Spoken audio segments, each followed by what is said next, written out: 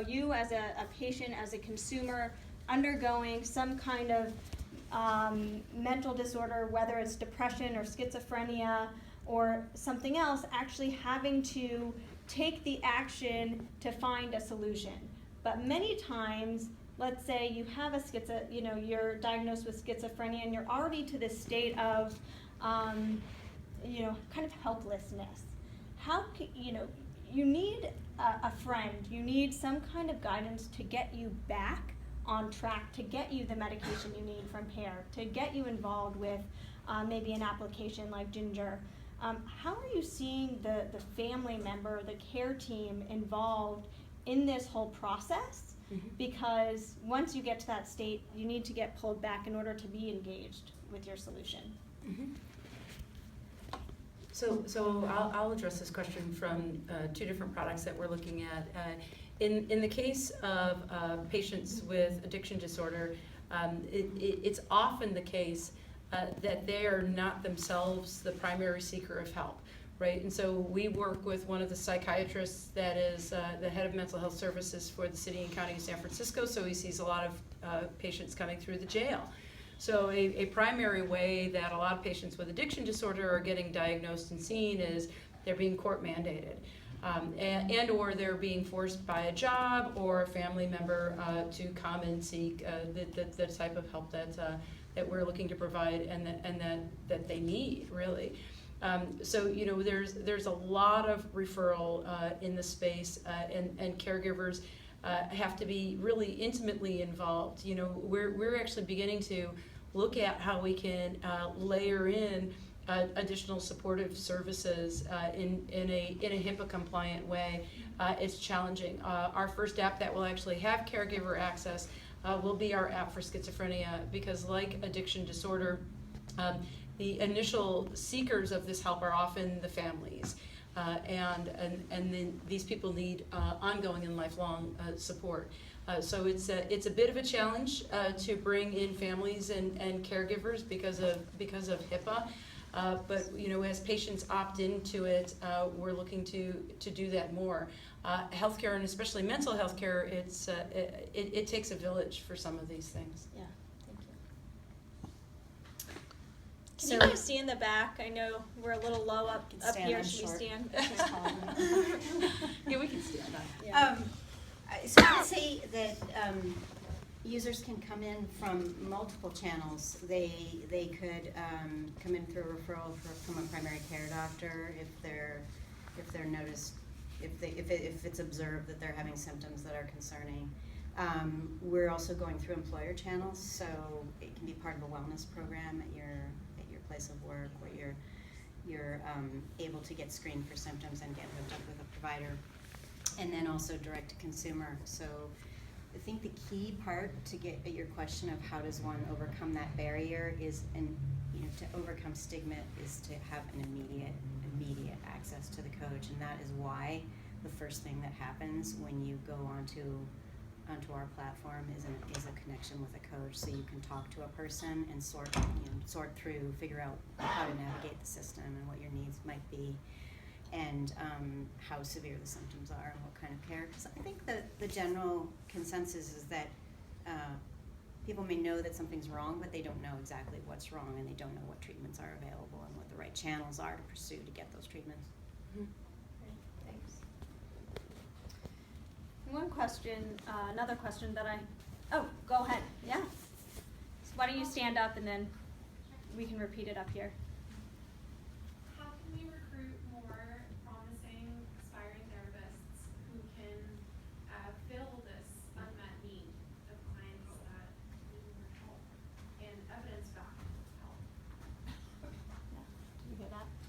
Sure, I can take that. Yeah. So recruiting therapists is less challenging than recruiting psychiatrists right now. There's more of a shortage in psychiatry than there is in therapy.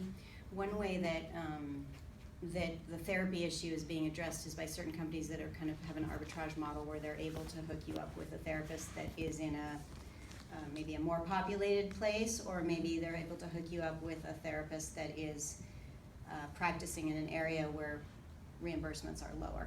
So that can help with the access issue, using telemedicine basically to to get access and an arbitrage model where it can be cheaper. Mhm. As far as psychiatrists, it's a little bit of a pendulum. You know, there were a lot of psychiatrists in the 1950s. They're all retiring now, and that's why we've got a shortage.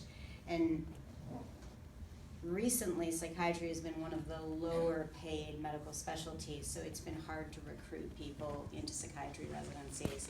That is now changing as we are observing that there's a need for psychiatry, and so I think the pendulum will shift, but it's going to take many years to fill this gap. And in the interim, I think we need to design technological solutions to make a psychiatrist's job easier. And I think one of the things that's going to motivate people to go into psychiatry is to not have to practice the way Beth is describing, conveyor belt psychiatry, where you have to see 45 patients in a day.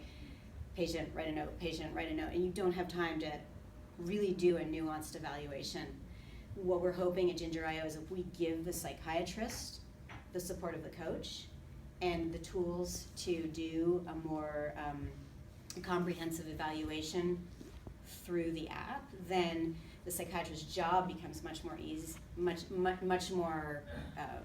time efficient, and they're able to really use their clinical brain in the session. They're able to do a nuanced evaluation and ask the appropriate questions instead of spending a lot of time administering a PHQ-9 or getting to a provisional diagnosis or doing all the things that can be done in a more automated fashion by less trained providers. So what the goal is to have everybody practice to the top of their license. Everybody should be doing what is hardest about their job, not what is easiest about their job. And I think that is what's going to motivate people to more psychiatrists to want to see more patients. I just want to say one thing about that. I couldn't agree more, and there is such a huge shortage of psychiatrists. I mentioned Kaiser before. In the Bay Area alone, they've got 29 open recs for psychiatrists, and something like 138 for other psychological workers and therapists, but they just can't find the clinicians to fill those positions. And one of the things that we're looking to do with our apps is to facilitate the therapists and the psychiatrists' jobs, because there's a lot of more menial assessment work that can be done on an automated basis. And I think one of the things that we're looking to do from a technological perspective, and I mentioned this before, that we're not looking to disintermediate anybody or replace anybody, but to facilitate their jobs, right? And so if you can do a more thorough, if all of the assessment work and a lot of the paperwork is done in advance, then somebody with an advanced degree can spend their time, really kind of honing on the therapeutic and the diagnostic for the patient. Great. Yeah, go ahead. Yeah, I have some questions for both of you.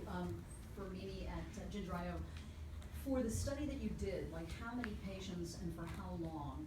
And then the other question is, for the types of suggestions and tips and coaching that you do, how much is based on passive scraping of information as opposed to behaviorally people being compliant and filling it in or whatever they have to do in the interactive nature of the app? Yeah, so the study, it's okay, I don't need the microphone. Yeah. For the study that you're referring to, you're not referring to the large-scale mobile study that was done in conjunction with UCSF. You're talking about the data aggregation that I presented at the end? Yes, yeah. Yeah, so that was, that predates my time at Ginger, okay. But it was a very large number of users. I can probably find out for you in short order from looking at my notes, but it was a large number of users. The data was looked at retrospectively, so it wasn't done in real time. It wasn't a study that was done. It was a single-arm study retrospectively. Right. The second part of your question was... So how long was that study done for? It was a year and a month. It was data collected over a year and a month. Yeah, and then the second question was, how much of the intervention happens based on passive versus active data?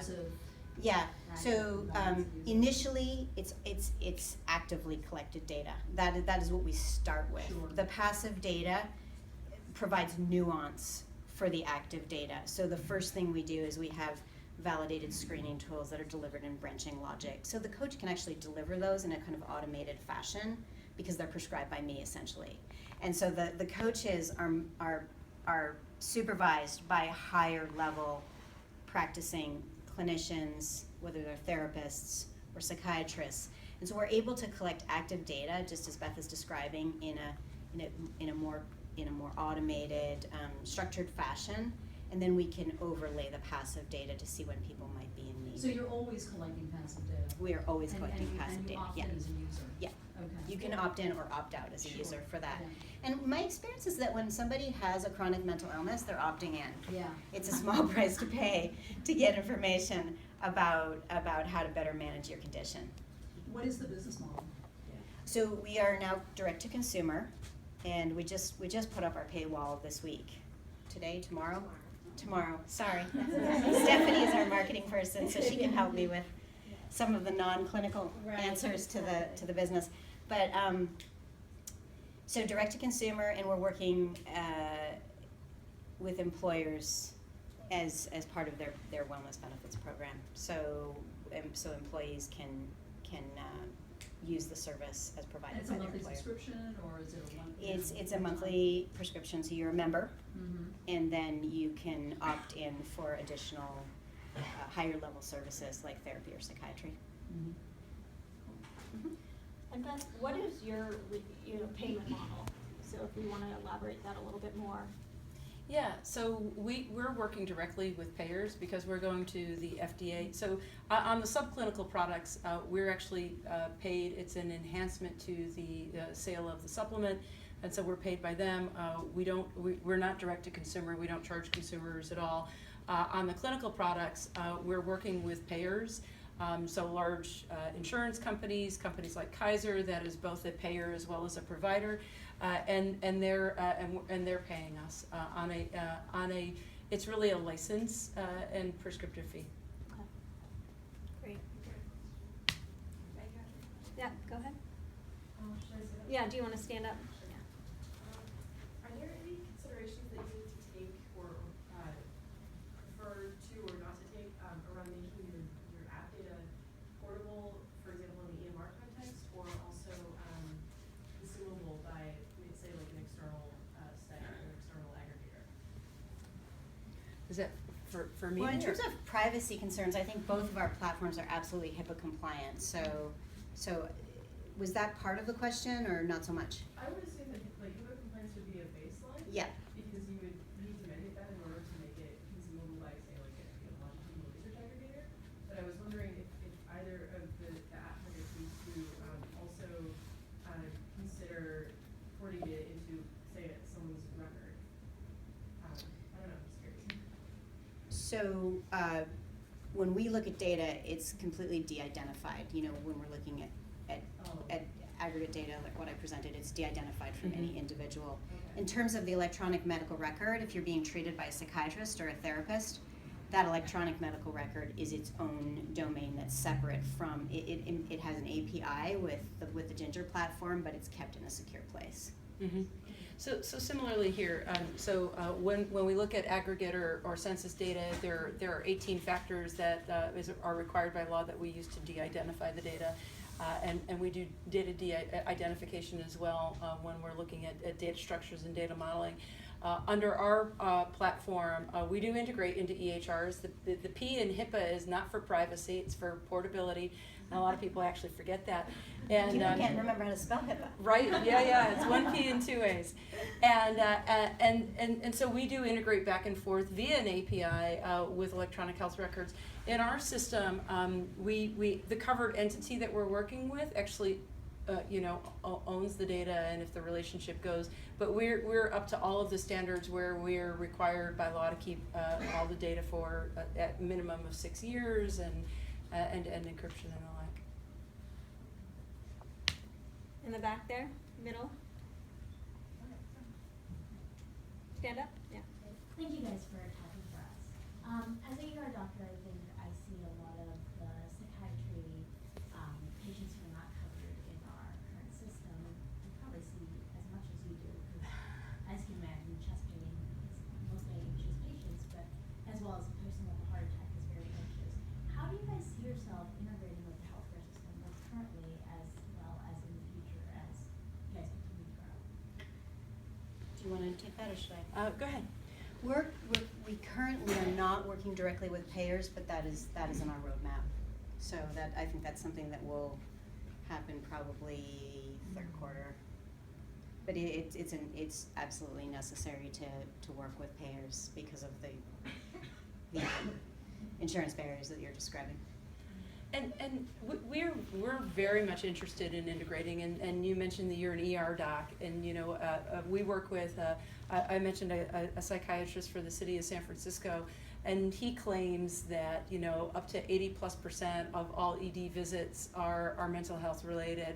And so it's a huge clearinghouse for you know for first and primary diagnosis of mental health issues, and Mimi was mentioning that you know that primary care docs and ED docs, you know, well, ED doc won't write you a prescription for antidepressants, but they're getting referred on.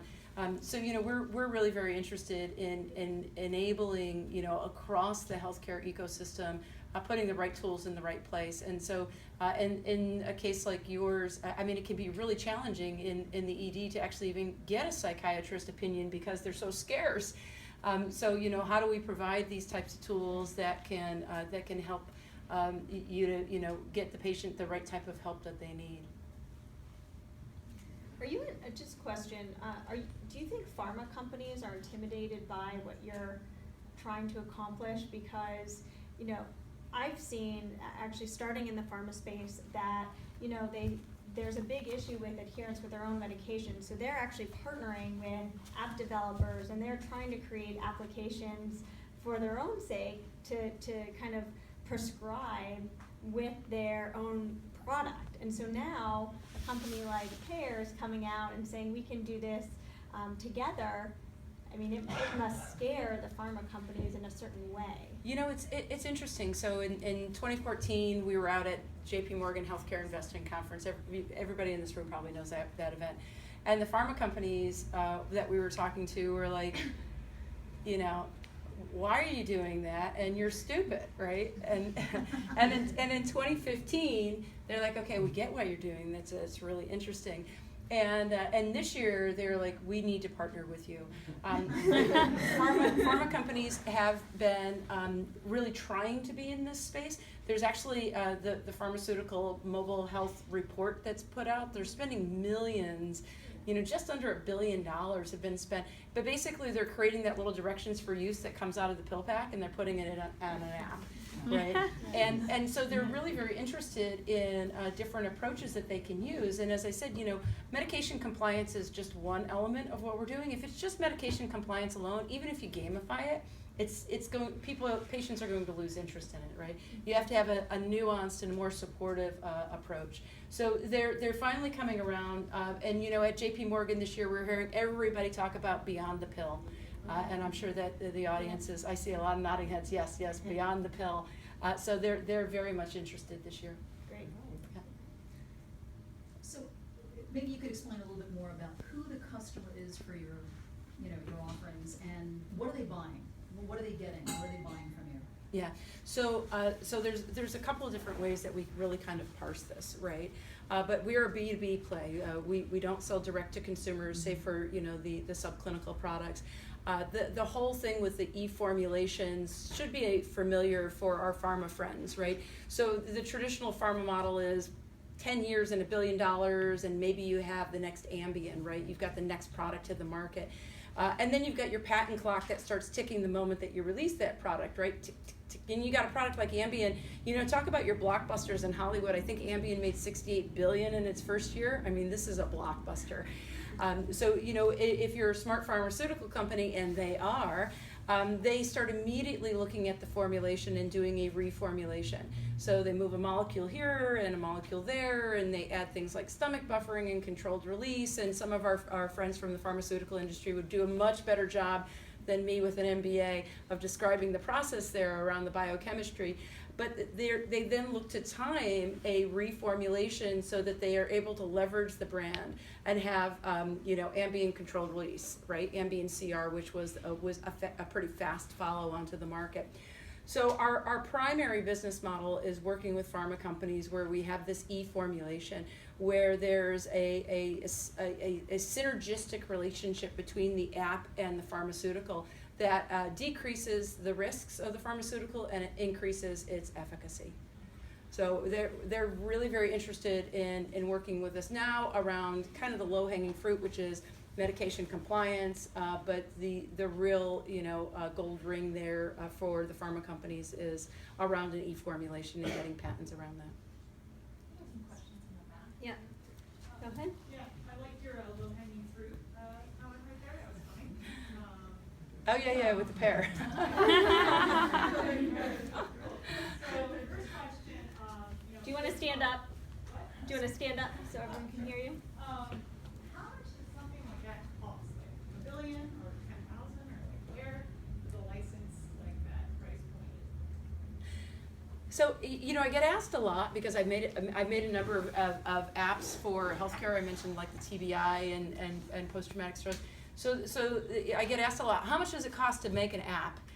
And my pat response now is that's like asking me how long is a piece of string, right?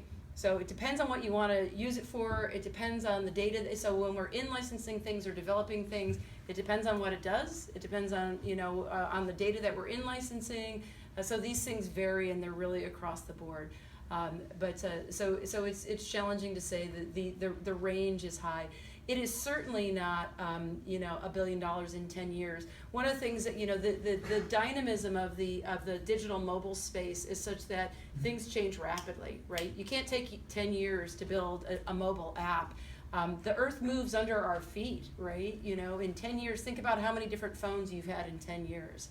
Right, and so if I were to start developing now, for something that's not going to be available in that time frame, the whole world would be different, right?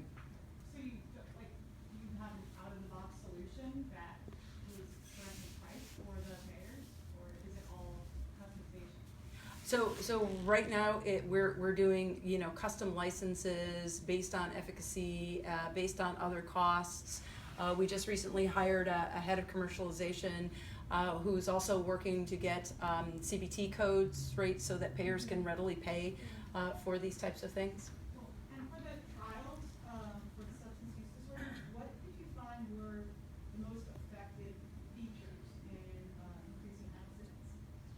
So there were a couple things. The layers of engagement were one thing. The always on, always available nature of the digital therapeutic. Also, it's interesting because, Mimi mentioned stigma, and I meant to come back to that.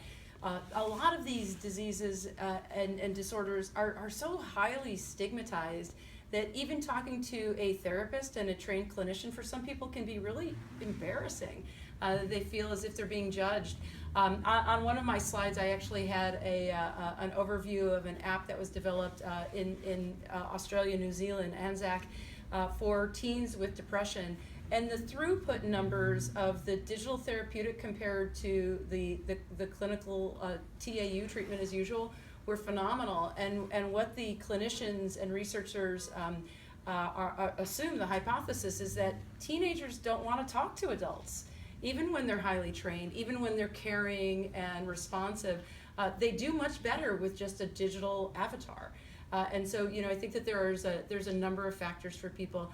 We layer in things like rewards, and coming out of the game space, we call them doobers, right? If anybody plays Candy Crush Saga, when that little thing goes bring and hits your little jackpot, so we layer in a lot of different elements to make things sticky and to enhance the efficacy. Was your age I think we're going to move on to I would just quickly add to the Yes. stigma Wait. that telepsychiatry Yeah. can do the same thing, in the sense that if you live in a rural place Oh, and yeah. you're parked in the parking lot for the mental health clinic, that can be incredibly stigmatizing. So the ability to have a session from your own couch, or not have to take time off work to have a therapy or psychiatry session, is very favorable in that regard. I couldn't agree more. I think that one of the things that we're really looking to do is to help to reduce the stigma and the other friction points, right? Yeah. If you can do this from your couch, you don't need to get a babysitter. You don't need to drive or take a bus across town. You don't need to pay for all of that.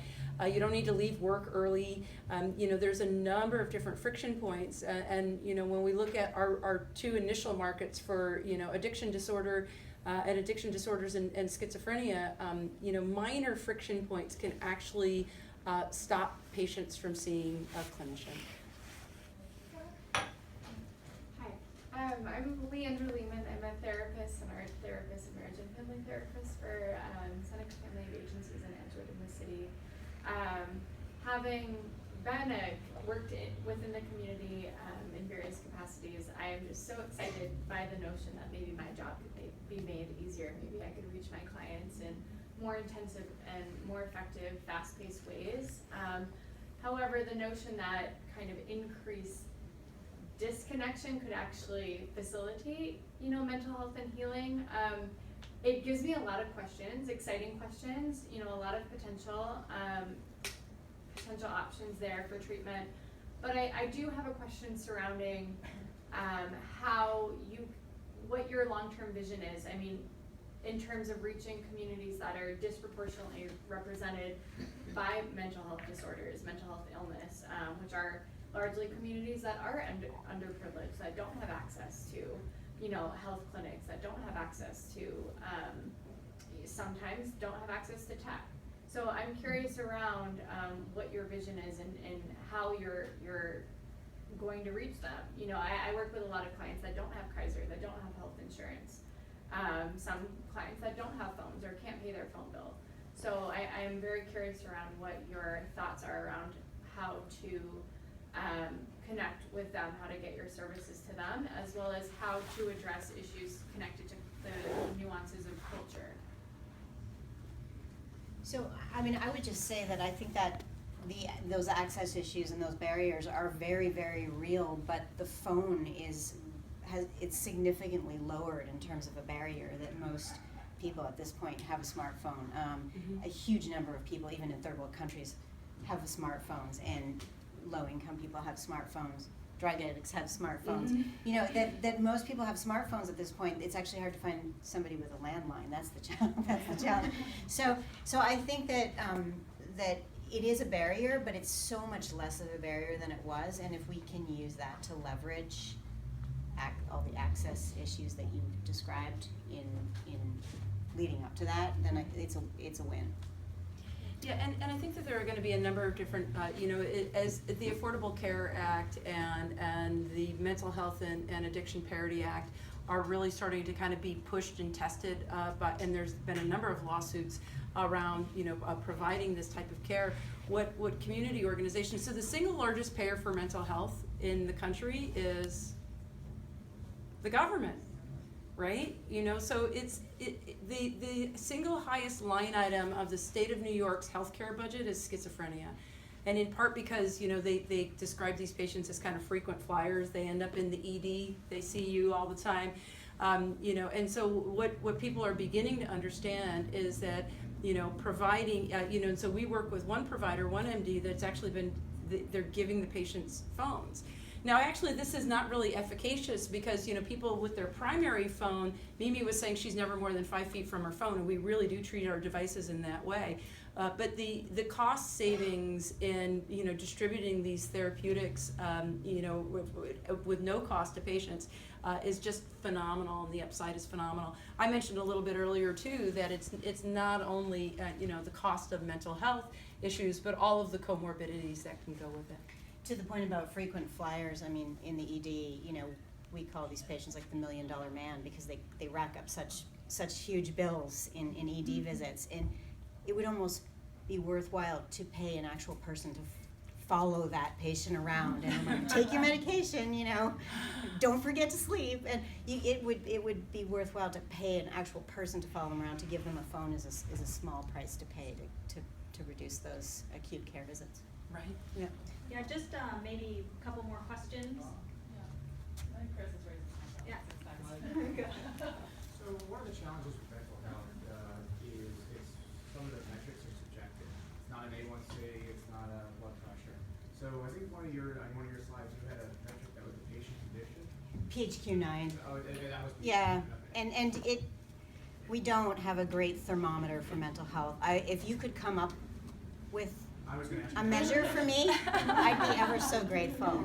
If we could have, one number that could measure your mental health, and I think that we don't have that the way we have weight, for instance, as a proxy for things like obesity, hypertension, and lipids, and so forth. There's no one number in mental health, and the PHQ-9 was a survey designed by Pfizer to measure depression, but it had a particular goal in mind, and it goes through the DSM criteria for depression. It's a 9-item scale. I think we can do better over time, and I think that key may be in the passive data. You know, Out of all the areas of emerging tech, so you have virtual reality, augmented reality, AI, machine learning, and people have, like, and Teresa and the top VCs have talked about virtual reality being like the next internet, like that.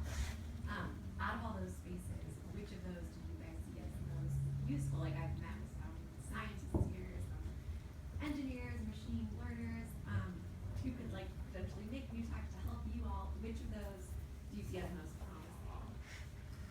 well, I think they're all promising in terms of how easy they are to deliver. I think the machine learning is a lot easier to deliver than the virtual reality right now. I mean, if you go to the Stanford Virtual Reality Lab, I've participated in those. It's incredible. You know, you can do things like fly over New York like Superman, and then it turns out you're more helpful after you do that. They've done studies to show that you're more helpful after you've pretended to be Superman. Or if you spend time like rubbing out skin cancer marks on your skin, you're more likely to wear sunscreen after. So it's a wonderful vehicle for behavior change. It's just very expensive to implement right now, and so I don't think that's going to be the first way we implement it. But machine learning is a lot cheaper now, and we can do a lot with machine learning. I agree completely. We are developing things for VR and AR. We do exposure therapy for post-traumatic stress. We also do exposure therapy for OCD and other elements of generalized anxiety disorder. But the passive data that's being collected is something that's just really profound. We're looking at a number of different technologies. Mevoked is a little startup here in San Francisco. Yeah. And they've gotten some amazing results out of some studies that they've done both at Mayo and up in Oregon around, diagnosing and actually offering therapeutics. Postpartum depression. Using machine learning. Great. Let's do one more question. Yeah, so over time, I assume that the games have to keep developing so that people's interest stays, right? Like, people are always wanting a new game and that sort of thing, and so you're probably building that out. And I'm also wondering, sort of a similar feel to your question about like vulnerability and play, like how does this go beyond kind of like behavior improvement into these things that are maybe like, again, harder to measure, but seem pretty necessary for people to actually have like a deep quality of life beyond the behaviors being back in line, sort of. Mm-hmm. Well, to your point about gaming, as a sort of some psychology background, it's about closing the learning gap. So same thing you see in education. You've got to make that learning gap just right. There's a sweet spot. If it's too hard, it's no fun. If it's too easy, it's no fun. It's got to be the Goldilocks, just right learning gap, and that's what keeps people motivated. And I'm sure that's built into they've hired all the best psychologists in the country to do this, to close that learning gap and make it just right in gaming technology. So you probably can speak to that better than I can. No, absolutely. It is about the level of challenge, right? And so Mikhail Csikszentmihalyi has this ideation, this idea about flow, right? When something is where you can master something that you become really very good at it. But that is not too challenging and not too easy, that it'll keep you engaged. We are always looking at how to improve and enhance engagement with these things, though. So, we talk about games and the gamification, but really what we're looking to build is a platform. And so in the same way that you may go from, Angry Birds to Candy Crush Saga, but you're still on Facebook, we're looking at this as being kind of a lifelong, opportunity for a lot of these diseases and disorders, right? Things like addiction, schizophrenia, even major depressive disorder can often be lifelong that people need to maintain, right? It's like diet and exercise, but for your brain. So, if you're not well, the first thing that you need to do is get well, right? And so the analogy is, diet, exercise, and then you need to maintain it. Right, and so how do we, create the engagement and to maintain? To that point, I think what we see with just straight technology is that we see initial effectiveness, and then over a period of 90 days to a year, you see a drop off. So that stickiness is hard to maintain with just pure technology. What is more compelling, more engaging, more adherent, if you will, more sticky, is a personal relationship, and that's where the coaching piece comes in. That's where the service piece comes in, because when you feel that you have someone else who's invested in your goals, you're a lot more likely to stick with them when it comes to behavior change than if you're on your own doing it. Maybe we'll do one more question. I know there are a lot of hands up. For both of you, do you work at all with the caregivers? And if so, what have you seen in terms of impact there? We don't work with caregivers, do we, Stephanie? We don't work with the caregivers actually, because it's a one-on-one relationship with the person that we're, just to keep their information secure and confidential. We do have cases though where people have been to recommend, a spouse or something else, and we help them through that process, but. So we're just starting to work with caregivers around our app with schizophrenia. It's our first kind of toe in the water for how we're going to be doing social engagement. With caregiver access, there's a number of releases that have to be signed. We're in the clinical realm, so the patient actually has to agree to it. And we're now beginning to start to look at efficacy with caregiver access and caregiver interaction versus peer support.